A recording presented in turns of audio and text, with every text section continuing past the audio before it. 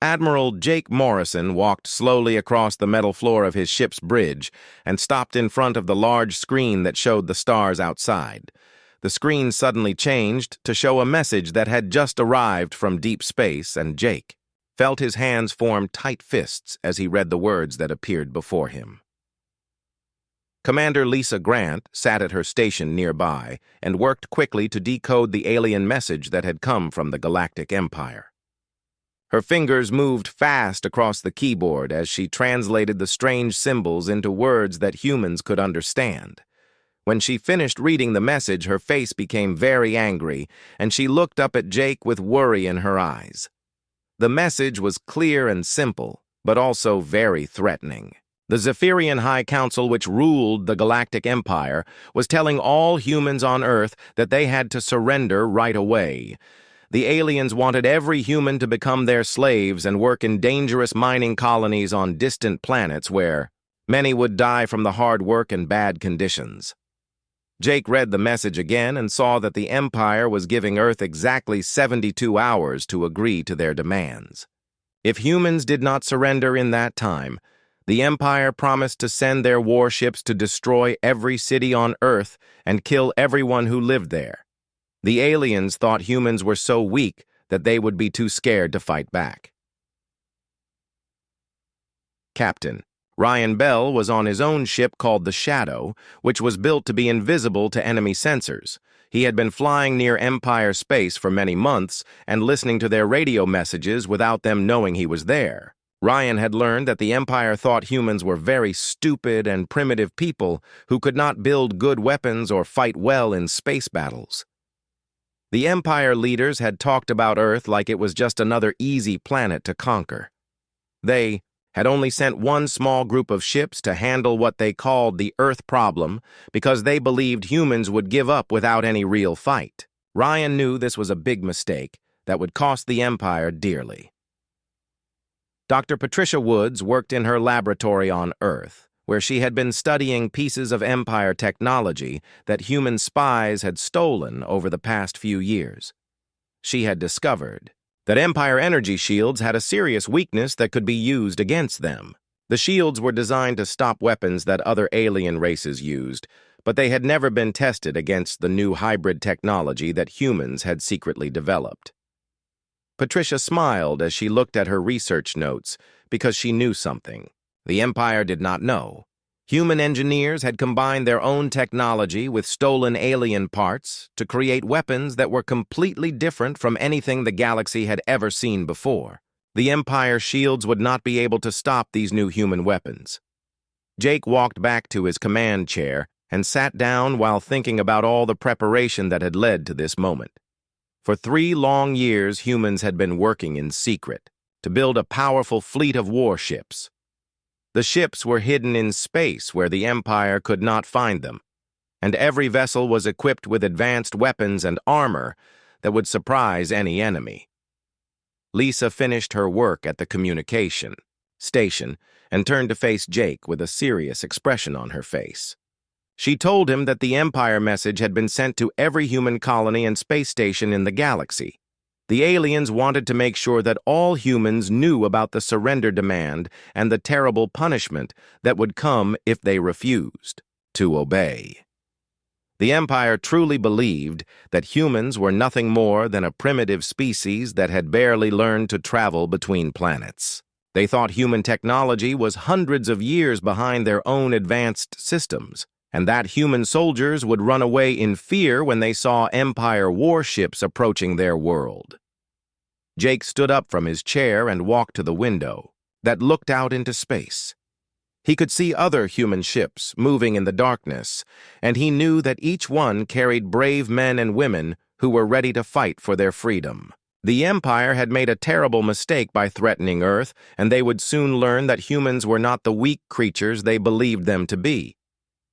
The 72-hour countdown had begun, and Jake knew that when the time ran out, the galaxy would be shocked by what humanity could do when they were pushed too far. The Empire expected to receive a message of surrender from Earth, but instead they would get something very different that would change the balance of power in space forever. General Marcus Stone stood inside the huge underground facility on the dark side of the moon, where no Empire spy could ever see what humans were building. The Luna base had been carved deep into the rock over many years, and it was now the largest shipyard that humanity had ever created. Marcus looked through the thick glass window at the massive space where more than 200 warships waited in perfect rows. Each ship in the hidden fleet was bigger and more powerful than anything humans had built before. The vessels had been designed using knowledge stolen from the Empire, but improved with human engineering that made them faster and stronger than the original alien designs. Marcus smiled as he watched workers putting the final weapons onto the ships because he knew the Empire had no idea what was coming for them. Engineer Kate Johnson worked day and night in her laboratory to create the new weapons that would give humanity the advantage they needed. She had spent 2 years developing plasma rail hybrid cannons that could fire energy bolts at incredible speeds. The weapons combined human magnetic acceleration technology with alien plasma generators to create projectiles that could punch through any known shield system. Kate tested her weapons on captured Empire shield generators and watched with satisfaction as her plasma bolts went through the alien defenses like they were made of paper. The Empire had never faced weapons like these because no other species in the galaxy had thought to combine 2 different technologies in the same way that humans had done. Colonel Steve Adams trained his fighter pilots in the asteroid belt, where the dangerous conditions would make them better warriors than any alien pilot. His squadron called themselves the Reapers, and they practiced flying through narrow spaces between spinning rocks while enemy drones tried to shoot them down. Steve knew that pilots who could survive training like this would easily defeat Empire fighters in real combat. The human pilots learned to use their ships in ways that would be impossible for most alien species. They practiced high-speed turns that would crush the bones of weaker creatures and flew through radiation fields that would kill other beings. Steve watched his pilots become deadlier with each passing day, and he felt proud of what they had accomplished. Lieutenant Amy Foster sat in her control room deep inside a hollowed-out asteroid where she monitored every ship movement in nearby star systems. Her network of hidden sensors could detect Empire vessels from very far away and track their movements without being discovered. Amy had been watching Empire patrol patterns for months, and she knew exactly where their ships would be when the fighting started. The sensor network that Amy controlled was spread across hundreds of asteroids and small moons throughout the outer solar system. Each sensor station was disguised to look like natural rock formations, but inside they contained advanced detection equipment that could see through Empire stealth technology. Amy knew the location of every Empire ship within 50 light years of Earth.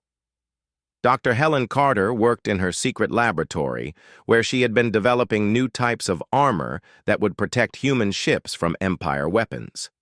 She had discovered that human steel could be mixed with alien metals to create armor plating that was lighter and stronger than anything either species had made before. Helen tested her armor against captured Empire weapons and found that it could stop their strongest attacks. The new armor was not just stronger than regular metal, but it was also designed to absorb energy from enemy weapons and use that power to strengthen the ship's own systems. Helen had created armor that would actually make human ships more powerful when they were attacked by Empire forces. Captain Bruce Taylor commanded a ship called the Guardian, which had been built to look old and weak, even though it contained some of the most advanced technology that humans had ever created. The ship was designed to fool Empire scouts into thinking that human vessels were primitive and poorly armed. Bruce practiced acting like a nervous and scared captain who would be easy to defeat in battle. The Guardian was actually equipped with the newest human weapons and armor, but everything was hidden inside fake outer plating that made the ship look like it had been built with outdated technology. Bruce knew that when Empire forces saw his ship, they would think all human vessels were just as weak and unprepared for modern space warfare. Communications officer Diana White worked in a shielded room where she intercepted and decoded Empire military messages from across the galaxy. Her work had revealed that Empire forces were spread very thin because they were fighting small wars on many different worlds. Diana learned that the Empire had become overconfident and lazy after centuries of easy victories against weaker species. Diana discovered that Empire commanders often ignored basic military procedures because they believed no enemy could threaten their superior technology. The aliens had stopped posting guards around their ships, and they sent messages without proper encryption because they thought no one else was smart enough to understand their communications. Marcus walked through the shipyard one final time and saw that every vessel was ready for the mission that would determine the future of humanity. The Empire believed they were about to conquer another primitive world, but they were actually about to face an enemy that had been preparing for this moment for years. High Magistrate Vexhai stepped off his shuttle onto the landing platform at Earth's main spaceport and looked around with obvious disgust at what he saw. The alien had 4 arms and gray skin that looked like old leather, and his eyes showed nothing but contempt for the primitive human world he had come to conquer. Vexhai believed this would be the easiest surrender he had ever accepted in his long career of subjugating weaker species. Ambassador John Martinez walked slowly toward the Empire representative with his hands held in front of him in what appeared to be a gesture of submission. John had been carefully chosen for this meeting because he looked harmless and nervous, which would make the Empire leader feel even more confident about his easy victory. John wore simple clothes and kept his eyes pointed toward the ground as if he was afraid to look directly at the powerful alien. Vexhai spoke in his harsh alien language, and a translation device converted his words into human speech. He told John that the Empire had decided to be merciful and would allow humans to live as slaves instead of simply destroying Earth completely. The alien leader seemed to think he was offering humans a generous gift by letting them work in dangerous mines instead of killing them all. John responded in a quiet voice that made him sound scared and grateful for the Empire's mercy. He thanked Vexhai for the kind offer and asked if the Empire would give humans more time to prepare for their new lives as slaves. John made it seem like he was worried about organizing the surrender properly rather than planning any kind of resistance. Dr. Helen Carter had been assigned to work as a cultural attaché during the peace talks, but her real job was much more important and dangerous. While Vexhai and his guards were focused on the surrender negotiations, Helen quietly moved around the Empire shuttle and planted tiny sensors that were no bigger than grains of sand. The sensors would send information about Empire shield frequencies and weapon systems directly to human military computers. Helen wore a device that looked like a simple translator, but it was actually sophisticated equipment that could analyze Empire technology and find weaknesses that human weapons could exploit. She smiled and acted like a helpful diplomat while secretly gathering intelligence that would help human forces destroy Empire ships when the real fighting began.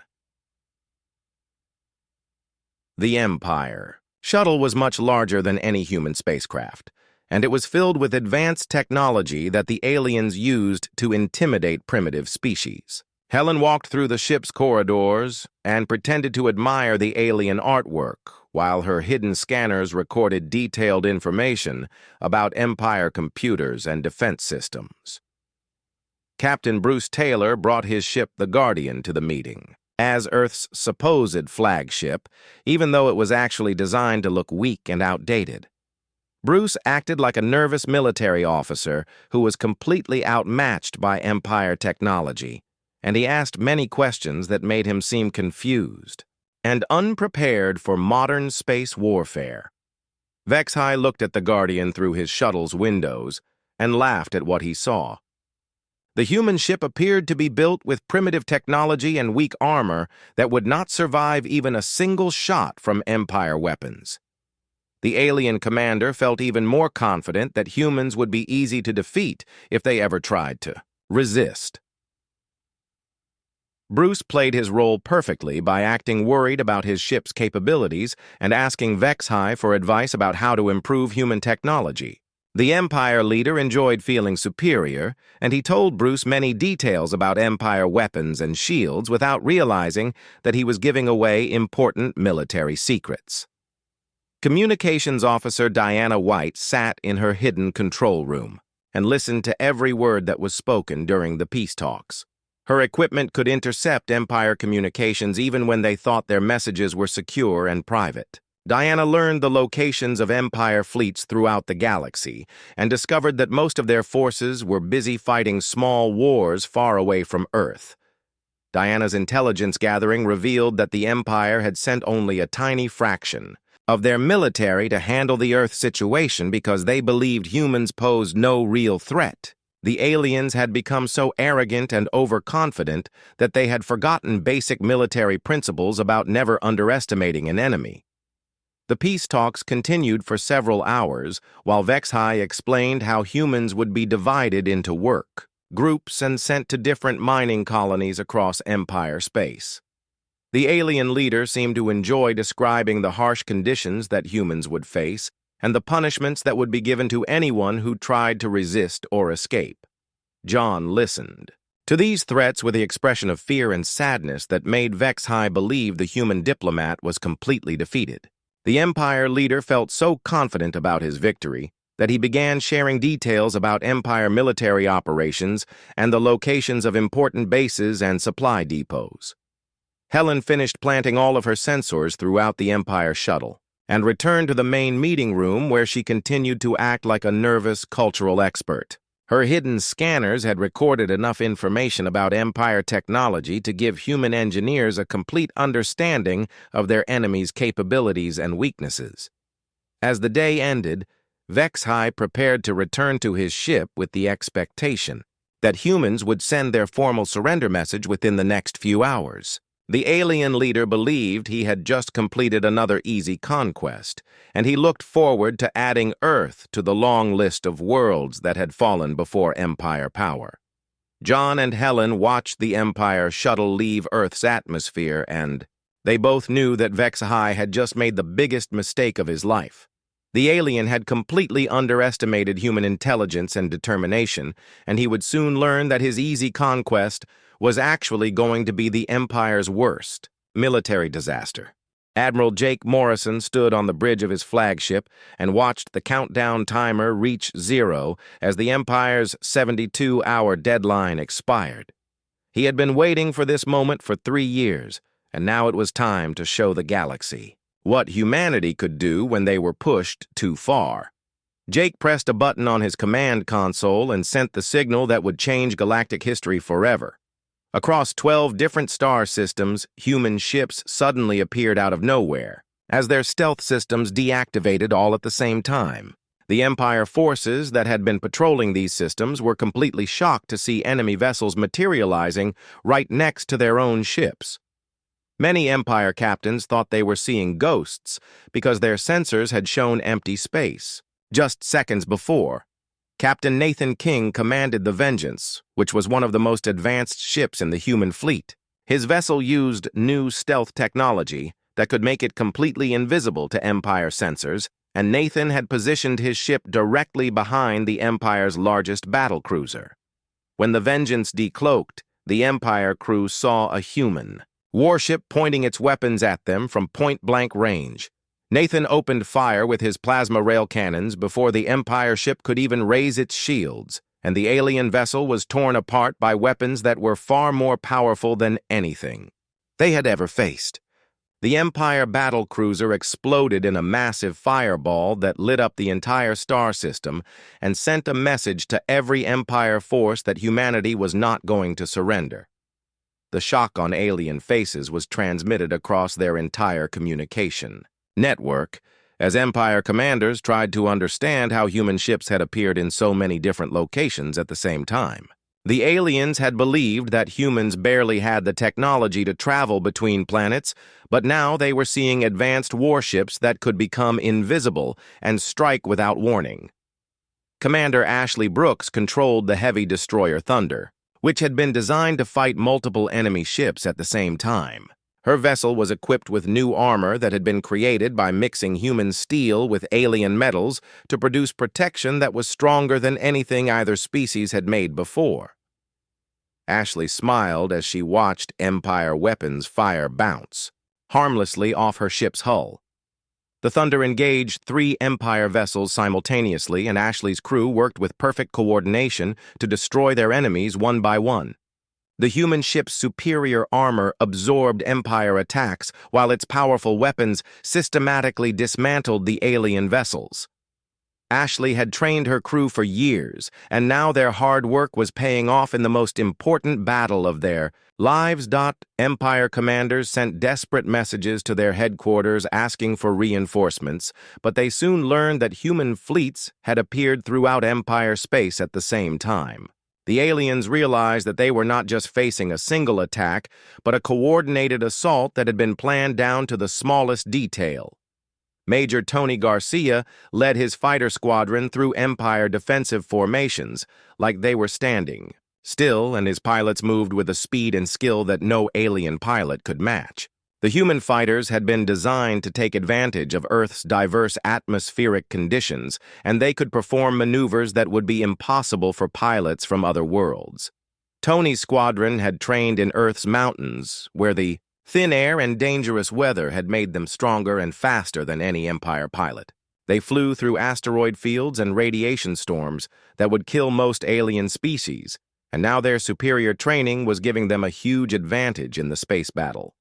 The Empire fighters moved slowly and clumsily compared to the human ships, and Tony watched his pilots destroy enemy after enemy without taking any serious damage. The aliens had become soft and lazy after centuries of easy victories, and they were no match for humans who had trained under the harsh conditions of Earth. Empire defensive systems that had protected their ships for hundreds of years were useless against human weapons that combined technologies in ways that no other species had ever attempted. The aliens watched in horror as their strongest shields failed to stop human plasma rail cannons that punched through their defenses like they were made of paper. The psychological impact of humanity's sudden appearance was just as devastating as their advanced weapons, because Empire forces had believed they were fighting primitive enemies who would be easy to defeat. Instead, they found themselves facing an enemy that was more advanced and better prepared than anything they had encountered in their long history of conquest. Empire captains who had been confident and arrogant just hours before were now sending panicked messages about human ships that could appear and disappear at will. The aliens began to retreat from every system where human forces had appeared because they realized they were completely outmatched by their supposedly primitive enemies. Jake watched the battle reports coming in from across the galaxy, and he saw that human forces were winning victories everywhere they appeared. The Empire's military machine that had conquered hundreds of worlds was falling apart in the face of humanity's superior technology and training. The first phase of the battle was over in less than an hour, and the Empire had suffered losses that they had never experienced in their entire history. Jake knew that this was just the beginning, and that humanity would not stop until every Empire ship had been destroyed or captured.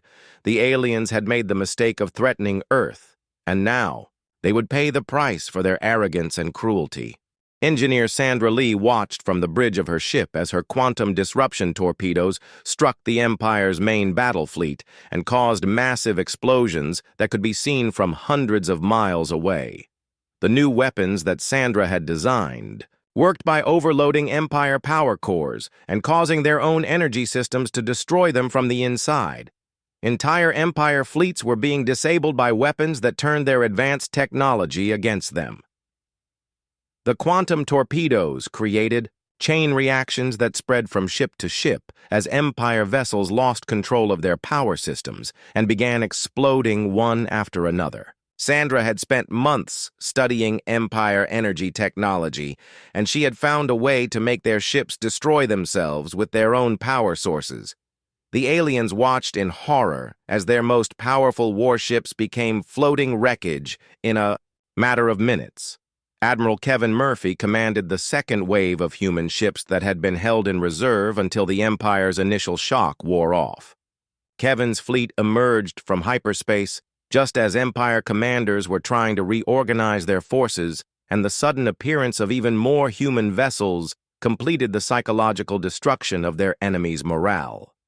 Kevin had positioned his ships to cut off Empire escape routes, and now the aliens found themselves trapped between two human fleets with no way to retreat to safety. The Empire forces that had come to conquer Earth were now surrounded by enemies that were more advanced and better prepared than anything they had ever faced in battle.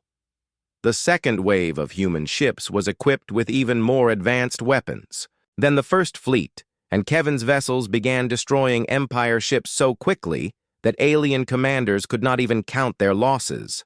The Empire's military doctrine had never prepared them for facing an enemy that was technologically superior, and now their traditional tactics were completely useless.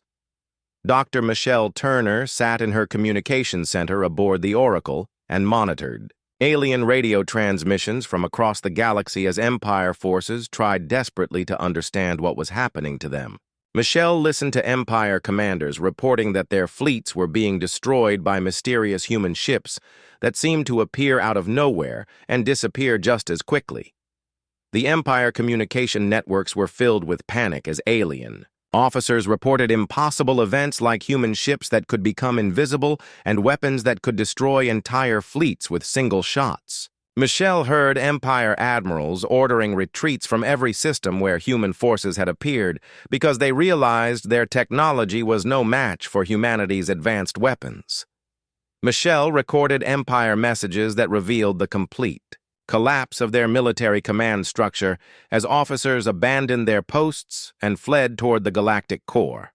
The aliens who had been so confident about conquering Earth were now running away in terror from an enemy they had severely underestimated.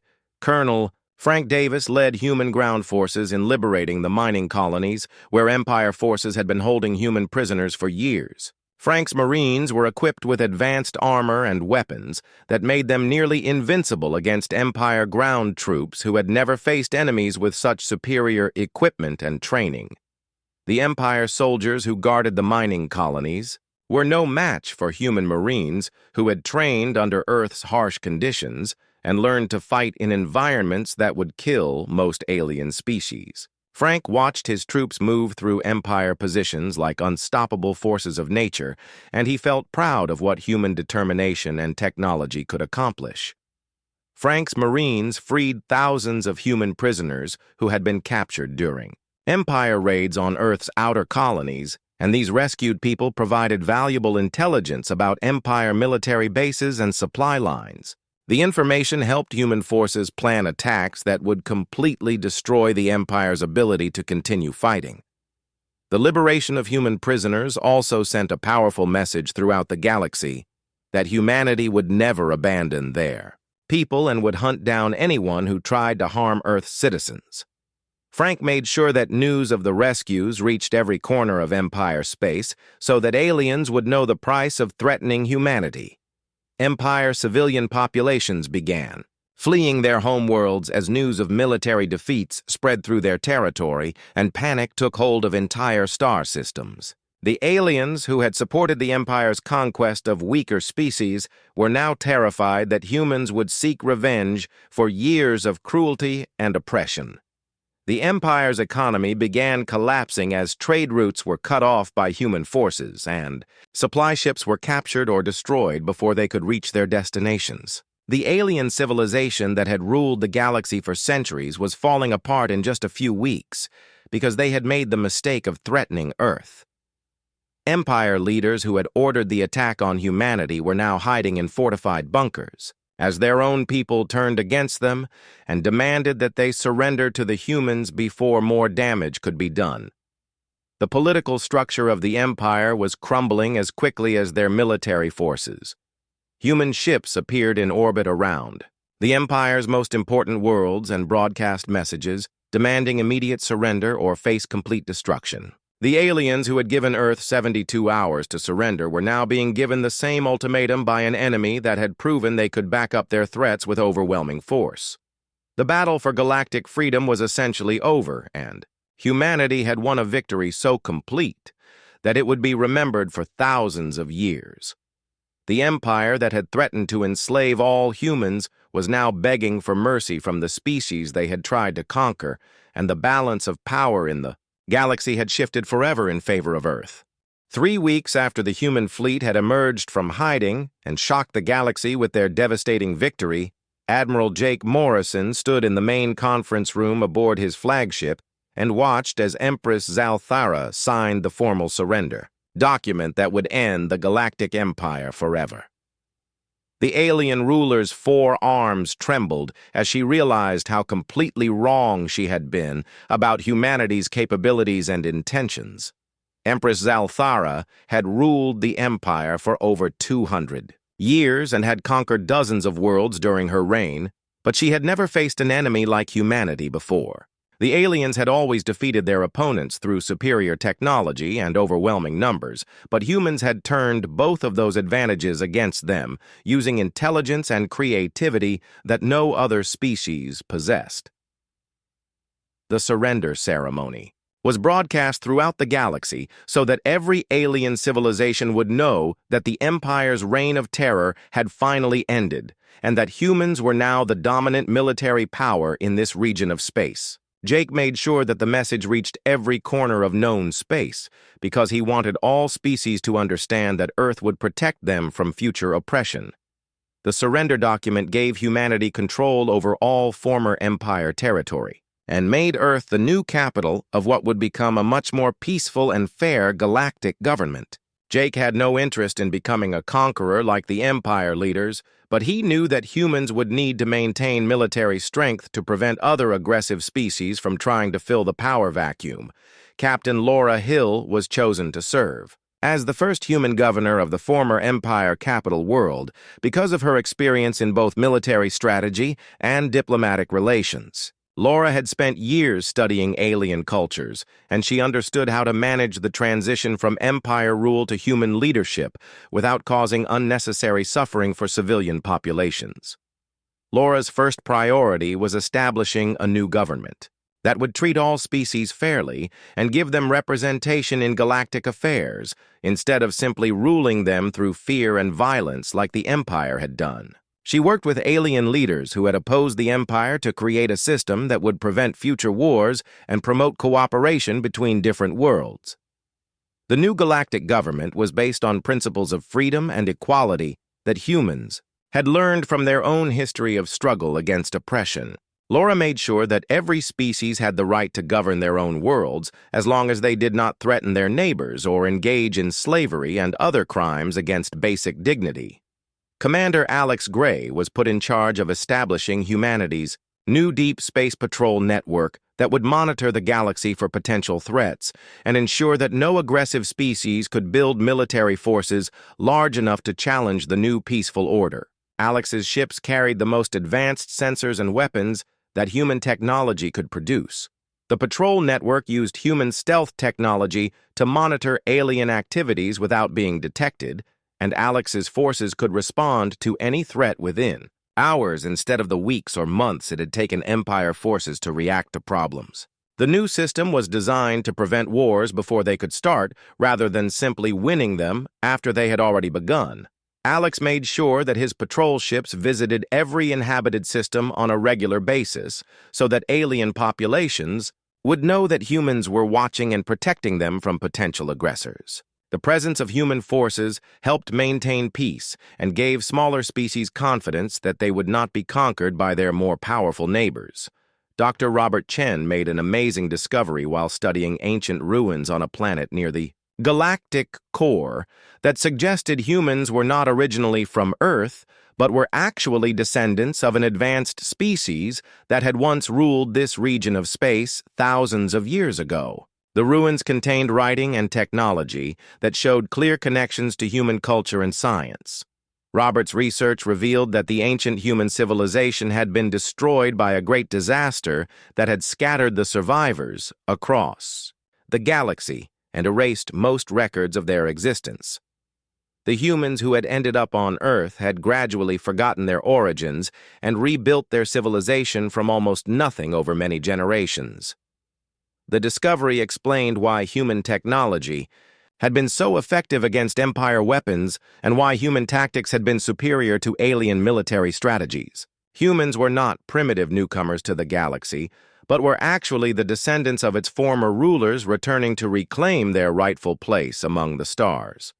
Robert's findings also revealed that many of the other species in the galaxy were also descendants of human colonies that had been established thousands of years ago before the Great Disaster. This meant that the Empire had not just attacked Earth, but had been oppressing their own distant cousins without knowing the true history of galactic civilization. The knowledge that humans were the original rulers of this region of space gave additional legitimacy to Earth's new role as the leader of galactic government and helped convince many alien species to accept human authority willingly instead of resisting it. The Empire had unknowingly awakened the return of their former masters when they threatened Earth. Jake stood on the observation deck of his ship and looked out at the stars that now represented a peaceful galaxy where all species could live without fear of conquest or oppression. The Empire's threat to enslave humanity had led to their complete destruction and the establishment of a new order based on freedom and cooperation instead of violence and fear. The galaxy would remember this time as the moment when humanity returned, to take their place as guardians of peace and justice among the stars. The Empire had made the fatal mistake of underestimating Earth, and now their former subjects were free to build a better future under human protection and guidance.